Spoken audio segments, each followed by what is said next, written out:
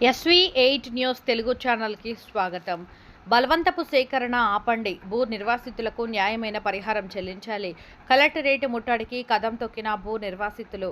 నారాయణపేట కొడంగల్ ఎత్తిపోతల పథకంకు భూ సేకరణ చేస్తున్న ప్రభుత్వం రైతుల చేత బలవంతంగా ప్రలోభాలతో మోసంతో భూ సేకరణ చేయవద్దని 2013 భూ సేకరణ చట్టం ప్రకారం న్యాయమైన పరిహారం అంది ఇవ్వాలని తెలంగాణ రైతు సంఘం రాష్ట్ర ప్రధాన కార్యదర్శి టి సాగర్ డిమాండ్ చేశారు. నారాయణపేట జిల్లా కేంద్రంలో మున్సిపల్ పార్క్ నుంచి భూ నిర్వాసితుల పట్టణ కేంద్రంలోని ప్రధాన వీధుల గుండా ర్యాలీ నిర్వహించి కలెక్టరేట్ ముట్టడికి బయలుదేరారు.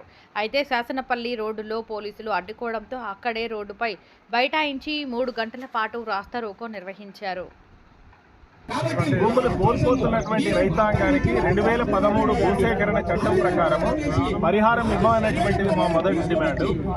రెండవది, ఆ పరిహారం ఏదైతే ఉందో చట్ట ప్రకారము మార్కెట్ విలువకు అదనంగా 2 రెట్లు కలిపి ఇవ్వాలి.